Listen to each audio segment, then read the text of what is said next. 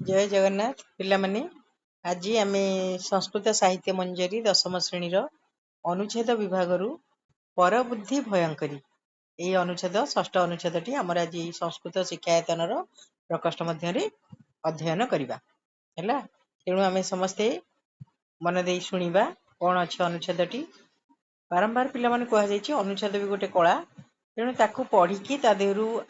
उत्तर बाहर करवा ठीक भाव सेटा भी बहुत गोटे बुद्धिर खेल तेणु चल देखा कौन अच्छी ताले पर बुद्धि भयंकरी संधि विच्छेद करते पर बुद्धि ही युक्त भयंकरी तो पिला माने जानिच परर बुद्धि अन्यर बुद्धिटा सब कौन भयंकर निज बुद्धि रे पछे घास काटिबो अन्य बुद्धि रे घोड़ा चढ़िबो नाही या शास्त्र लिखित अछि ताले पर बुद्धि किपरि भयंकरी एटा हमें एई पैराग्राफ रे सिखिबा। आसीत चंदकारण्ये स्थूल बुद्धि ही नाम पशुराज सिंह तले आसीत आसीत माने थिला चंदकारण्ये चंदका अरण्य रे स्थूल बुद्धि ही नाम नाम जोके स्थूल बुद्धि हिची प्रथमा विभक्ति पशुराज सिंह पशु मानकर राजा सिंह तस्य अमात्येषु तांकर अमात्य मानक भितरे अमात्य पिला माने बुझ पाउछ मंत्री तांको मंत्री मानक मध्यरे तीक्ष्ण बुद्धि नामा सुगाल अतीव विश्वस्त प्रियश्चासीत तले तांकर तस्य कहले तांकर शेष षष्ठी अमात्येषु अमात्य मानक मध्यरे माने मंत्री मानक मध्यरे तीक्ष्ण बुद्धि नामक सुगाल सुगाल बुझ पाउछ बिलुआ अतीव विश्वस्त अतीव संधि विच्छेद कले अति युक्त इव अतीव विश्वस्त अति विश्वसनीय थिला आ प्रियश्चासीत संधि विच्छेद करदबा प्रिय युक्त च युक्त आसीत तले राजांकर नाम कौन थिला स्थूल बुद्धि माने कौन मोटा बुद्धिया आ मंत्री का ना थिला तीक्ष्ण बुद्धि माने बुद्धिमान अधिक बुद्धि नहीं ताले तो आमे आगुरु जानचे सुगाल बड़ चतुर पहिल बड़ मधुर शुणीचे आमे कथा नहीं कि ताले से सुगाल अतीव विश्वस्त और प्रिय थिला आ ता ना थिला तीक्ष्ण बुद्धि बुझला सिंहपी सिंह युक्त अपि सिंह मध्य नित्यम अर्थात प्रत्येक दिन मृगान व्यापाद्य मृगान कर्मणि द्वितीया व्यापाद्य मारी है सिंह मध्य प्रत्येक दिन मृग मानू मारी स्वयं भुक्त्वा स्वयं कहले आपे बा निजे भुक्त्वा भुज युक्त त्वा भुक्त्वा माने खाई तले निजे खाई सुगालम भोजयती सुगाल को भोजन करने को दिए है ताले सिंह निजे कौन करे शिकार करी खाए एवं बड़का तक सुगाल को खाइबा पाई दिए एकदा सिंह जोरेण पीड़ित एकदा कहले थरे सिंह कर्तरी प्रथमा जोरेण पीड़ित जोरे पीड़ित है मृगयार्थम मृगया युक्त अर्थम मृगयार्थम शिकार करने पाई ना गच्छत जाई परिला नाही न युक्त अगच्छत ताले सिंह जोर रे पड़ी मृगया पाई बा शिकार करने पाई जाई परिला नाही अतः एणु करी सह संधि विच्छेद करदबा सह युक्त तीक्ष्ण बुद्धि युक्त अबदत सह कहले से कर्तरी प्रथमा तीक्ष्ण बुद्धि सुगाल को अबदत कहिला तेणु से तो जाई पारला नहीं सुगाल को कहिला मम कृते किंचित भोज्यम आहार इति कहला मम कृते मो पाई किंचित किम युक्त चित किछि भोज्यम आहार भोजन आहार माने आण इति सुगाल खाद्यस्य अन्वेषणाय अनुयुक्त ऐषणाय अन्वेषणाय ताले सुगाल कर्तरी प्रथमा खाद्यस्य अन्वेषणाय खाद्य को अन्वेषण करबा पाई खोजिबा पाई इतस्ततः इतः युक्त ततः एणे तेणे इतस्ततः कहले एणे तेणे भ्रमण भ्रमण कहली बुलु बुलु भ्रम युक्त शत्रु ताले खाद्य अन्वेषण पे एणे तेणे बुलु बुलु किमपि नालभत किमपि संधि विच्छेद करबा किम युक्त अपि किमपि माने किछि हेले नालभत न युक्त अलभत नालभत माने पाइला नाही ହେଲା न अलभत पाइला नाही ताले शृगाल खाद्यस्य अन्वेषणाय खाद्य को अन्वेषण करबा को जाई कहला इतस्ततः भ्रमण एणे तेणे बुली बुली किमपि ना अलभत किछि हेले पाइला नाही प्रत्यावर्तन काले फेरिबा समय रे कालाधिकरणे सप्तमी ताले प्रत्यावर्तन काले सह सह कहले से निर्विवेक नामकम गंधर्वम दृष्टवान निर्विवेक नामक नास्ति विवेक जस्य सह निर्विवेक ହେଲା निर्विवेक नामक गंधर्व गंधर्व बुझुच गध को दृष्टवान देखिला दृष्टयुक्त तबतु ताले फेरिबा समय रे से बाटरे कोन देखिला एक गध को देखिला जार ना थिला निर्विवेक ताले सिंहर नाम होची स्थूल बुद्धि बिलुआर ना हला बा सुगार ना हला तीक्ष्ण बुद्धि आ गधर ना हला निर्विवेक कथम गंधर्वम विश्वासम उत्पाद्य गंधर्वे कथम गंधर्वे किपरि गधटारे विश्वासम उत्पाद्य विश्वास को उत्पन्न कराई सिंहस्य भोजनार्थम एनम भोजनार्थम युक्त एनम सिंहस्य भोजनार्थम सिंहर भोज्य पाई एनम निश्यामी याकु नेबी इति सह चिंतितवान यह से चिंता कला के बिलुआ चिंति युक्त तबतु ताले शृगाल चिंता कला किमिति याकु विश्वास जन्मई कि सिंहर भोज्य पाई याकु नेबी ततः ततः कहले ताहा परे सह गंधर्वम उपगत्य ततः माने ताहा परे सह सह कहले से गंधर्वम उपगत्य गध निकट को जाई अबदत कहिला ना तापरे से गध निकट को जाई कहिला मित्र संबोधने प्रथमा कहला हे मित्र अधुना अधुना माने वर्तमान अस्मत् पशु राज्यस्य आम पशु राजांकर बुझला कहला वर्तमान आम पशु राजांकर एक सचिव आवश्यक जड़े सचिव आवश्यक सचिव कहले कौन सही मंत्री अमात्य माने मंत्री सचिव माने भी मंत्री है कहला जड़े मंत्री आवश्यक तदर्थम तत्युक्त अर्थम से भवान एव सर्वथा योग्य भवान भवान कहले आपण एवं माने ही आपण ही सबु प्रकार भावरे सर्वथा योग्य आपण होउचंती सबु प्रकार भावरे योग्य ताहांकर कोन भाई सचिव हेबा पई तरही तरही कहले ताहा हेले सत्वरम सत्वर माने शीघ्र समास कले हेबो तोरया सह वर्तमानम स्वार्थे बहुब्रीहि आ जदि विभक्ति निर्णय करबा ताले हेबो क्रिया विशेषणे द्वितीया कहला तरही तरी माने ताहा हेले सत्वरम शीघ्र मया साकम आगच्छतु रि साकम जगे मया हला तृतीया विभक्ति मया साकम युक्त आगच्छतु भवान कहला ताहेले शीघ्र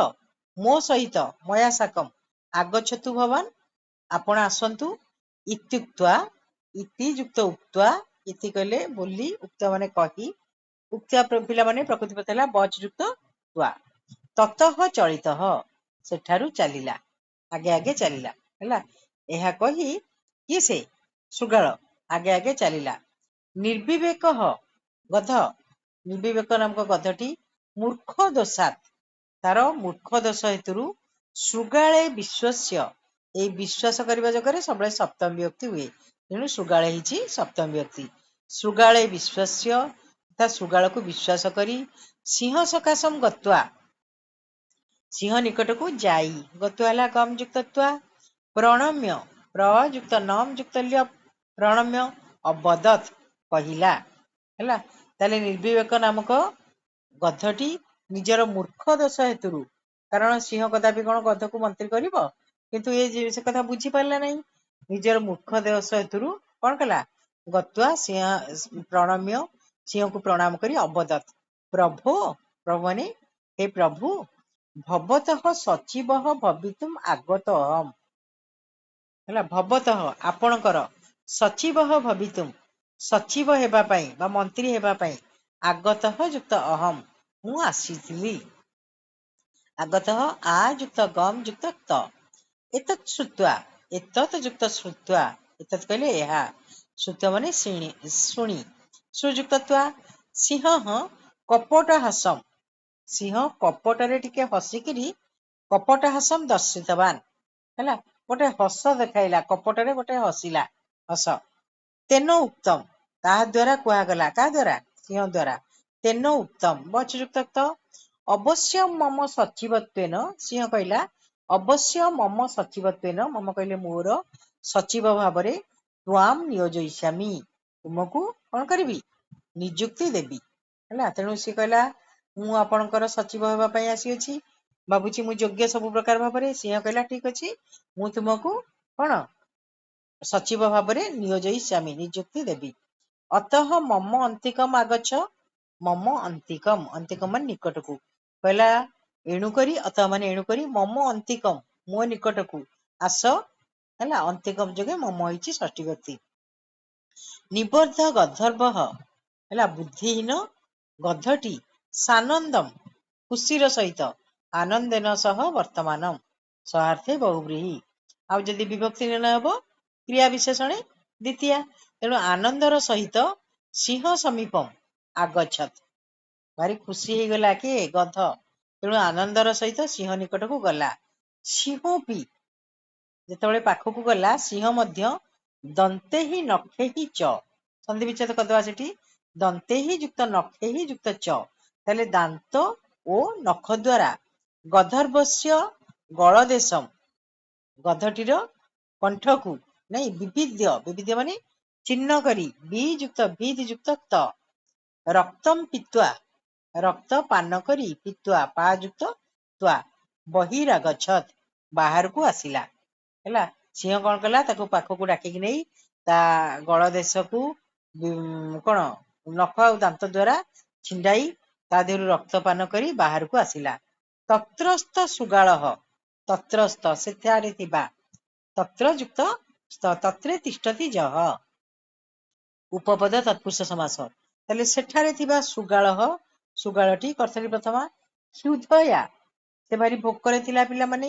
କ୍ଷୁଧୟା, ମୃତ ଗର୍ଦ୍ଧର୍ଭସ୍ୟ, ମରିଯାଇଥିବା ଗଧଟିର, ଶିରଃ, ଶିର ମାନେ ମୁଣ୍ଡକୁ, ଶୀଘ୍ରମ୍ ଅଭକୟତ୍, ଶୀଘ୍ର ଶୀଘ୍ର ଖାଇଦେଲା। ଯେତେବେଳେ ସିଂହ ବାହାରକୁ ଆସିଛି, ସେଇ ସମୟ ଭିତରେ ଗଧ କଣ କଲା? ତାର ମୁଣ୍ଡକୁ ଖାଇଦେଲା। ସିଂହ, ଏ ସନ୍ଧି ବିଚ୍ଛେଦ କରିଦେବା, ସିଂହ ଯୁକ୍ତ ବହିଃ ଯୁକ୍ତ ଆଗତ୍ୟ, ସିଂହ ବାହାରୁ ଆସି, ବହି ମାନେ ବାହାରୁ, ଆଗତ୍ୟ ମାନେ ଆସି, ଆ ଯୁକ୍ତ ଗମ୍ ଯୁକ୍ତ ଲ୍ୟବ୍, କ୍ୱ ଗତମ୍ ଗର୍ଦ୍ଧର୍ଭସ୍ୟ ଶିରଃ, କ୍ୱ ଗତମ୍ କୁଆଡେ ଗଲା, ଗତମ୍ କହିଲେ ଗମ୍ ଯୁକ୍ତ ତ, ଗର୍ଦ୍ଧର୍ଭସ୍ୟ ଶିରଃ ଇତି ପୃଷ୍ଟବାନ, ତାହେଲେ ସିଂହ ବାହାରୁ ଆସିକି ପଚାରିଲା, କହିଲା କୁଆଡେ ଗଲା ଗଧର ମୁଣ୍ଡ, ଇତି ପୃଷ୍ଟବାନ, ପୃଚ୍ଛ ଯୁକ୍ତ ତବତୁ, ହେଲା। ସିଂହ ଆସିକି ପଚାରିଲା, କହିଲା କୁଆଡେ ଗଲା ଗଧର ମୁଣ୍ଡ, କଣ କହିଲା? ତୀକ୍ଷ୍ଣ ବୁଦ୍ଧି ଦେଖ, କହିଲା ବୁଦ୍ଧି ହିଁ ଶିରସି ବିଦ୍ୟତେ, ବୁଦ୍ଧି କୋଉଠି ରୁହେ? ଶିରସି ମାନେ ମୁଣ୍ଡରେ, ବୁଦ୍ଧି ମୁଣ୍ଡରେ ରୁହେ। ଗର୍ଦ୍ଧର୍ଭଃ ନିର୍ବୋଧଃ, ଗଧ ତ ବୁଦ୍ଧିହୀନ, ତା ତ ବୁଦ୍ଧି ନାହିଁ। ଗର୍ଦ୍ଧର୍ଭଃ ନିର୍ବୋଧଃ ଭବତି, ହେଲେ ଗଧର ତ ସବୁବେଳେ ନିର୍ବୋଧ, ତା ତ ବୁଦ୍ଧି ନାହିଁ। ଅତଃ ତସ୍ୟ ଶିରଃ କୁହ, ଅତଃ ଏଣୁକରି ତାହାର ଶିର କୋଉଠୁ ଆସିବ? କିଏ କହିଲା? ବିଲୁଆ କହିଲା, କହିଲା ସେ ତ ତା ନାଁ ତ ନିର୍ବିବୋଧ, ନିର୍ବୋଧ, ଆଉ କଣ ସେ ତ ତାର ତ ବୁଦ୍ଧି ହିଁ ନାହିଁ, ଆଉ ବୁଦ୍ଧି ତ ମୁଣ୍ଡରେ ରହେ, ତେଣୁ ଗଧର ମୁଣ୍ଡ କୋଉଠୁ ଆସିବ? ଇତି ଶୃଗାଳ ଅବଦତ୍, ବୋଲି କିଏ କହିଲା? ଶୃଗାଳଃ ଯୁକ୍ତ ଅବଦତ୍, ଶୃଗାଳ କହିଲା। ସିଂହ ଅପି, ସିଂହ ଯୁକ୍ତ ଅପି, ସିଂହ ମଧ୍ୟ, ଶୃଗାଳସ୍ୟ ବଚନମ୍, ଶୃଗାଳସ୍ୟ ବଚନମ୍ ବଚ୍ ଯୁକ୍ତ ଲ୍ୟୁଟ୍, ତାହେଲେ ଏଟା କୃତ୍ ଯୋଗେ ଷଷ୍ଠୀ, ଶୃଗାଳସ୍ୟ ବଚନମ୍, ଅର୍ଥାତ୍ ଶୃଗାଳର ବଚନକୁ, ସତ୍ୟମ୍ ମନ୍ୟମାନ, ସତ ମନେ କରି, ମନ୍ୟମାନ ମନ୍ ଯୁକ୍ତ ସାନଚ୍, ମାଂସମ୍ ଖାଦିତ୍ୱା, ମାଂସକୁ ଖାଇ, ଖାଦିତ୍ୱ ହେଲା ଖାଦ୍ ଯୁକ୍ତ ତ୍ୱା, ଅଶେତ ଶୋଇପଡିଲା, ହେଲା। ତା ନାଁ ତ ସ୍ଥୂଳ ବୁଦ୍ଧି, ତେଣୁ ମୋଟା ବୁଦ୍ଧିଆ, ସିଏ ଏତିକି ବି ଭାବି ପାରିଲାନି ଯେ ସମସ୍ତଙ୍କର ମୁଣ୍ଡ ଥାଏ, ତେଣୁ ସିଏ କଣ କଲା? ସିଏ ବି ଶୃଗାଳ କଥାକୁ ବିଶ୍ୱାସ କରି କଣ କଲା? ସେଇ ମାଂସକୁ ଖାଇକି ଶୋଇ ପଡିଲା। ଅତଃ ଏଣୁକରି ସୁଷ୍ଠୁ ବକ୍ତୁମ୍ ଶକ୍ୟତେ, सुंदर भाव कहवा उचित मन करुचु जे वक्तुम वच युक्त तुमुन जस्य नास्ति स्वयं प्रज्ञा जस्य कहले जार नास्ति माने नाही न युक्त अस्ति स्वयं निजर प्रज्ञा कहले बुद्धि जार निजर बुद्धि नाही पर बुद्धि रे भवेत च किम हैला पर बुद्धि रे कोन हे परिबो निर्विवेक नाम निर्विवेक सम अर्थात निर्विवेक गध परी सम माने परी नासह माने मृत्युवरण करिबो मूर्ख दोषात भविष्यति हैला मूर्ख दोष हेतुरु निर्विवेक गध परी नाश ही जीव हैला तेणु निज बुद्धि रे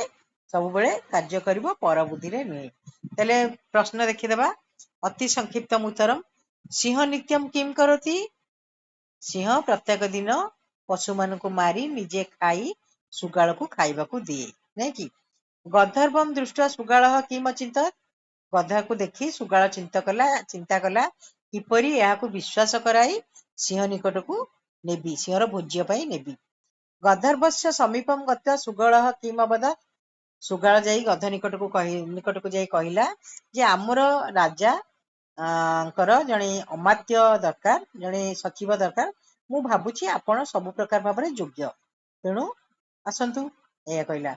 किम कृत्वा सिंह बहिरागछत सिंह सुगालर गल देश को निजर नख और दांत द्वारा कौन विदीर्ण करी तार रक्त पी बाहर को आसिला अति संक्षिप्त उत्तरम सिंहस्य नाम किम सिंहस्य नाम स्थूल बुद्धि सुगालस्य नाम किम सूक्ष्म बुद्धि कथम सिंह मृगार्थम नागछत ज्वर होइतिबा हेतुरु नहीं ज्वर रे पीड़ित होइतिबा हेतुरु सिंह कस्य रक्तम अपिबत गंधर्वस्य गंधर्वर ना कौन थिला निर्विवेक नहीं सुधया सुगाल किम अवकयत सुधारे सुगाल गधर मुंड को ही खाई देइथिला ହେଲା ପିଲାମାନେ ତାହେଲେ ଆଜି ଆମେ ଉକ୍ତ ଅନୁଚ୍ଛେଦଟି ପଢିଲେ ତାର क्वेश्चन आंसर कले ପିଲାମାନେ ଏଥିରେ 10 ମାର୍କ ଅଛି ତେଣୁ ଏଇ ଅନୁଚ୍ଛେଦଟି को ଭଲ ଭାବରେ ପଢ ଏବଂ ତାର अर्थ लेख तार ओडिया अर्थ लेख एवं प्रश्न उत्तर को प्रस्तुत करनियो परीक्षा रे जेपरि भल भाବରେ करि परिबो ताले आजि पई आमे एइठी ही रखिबा।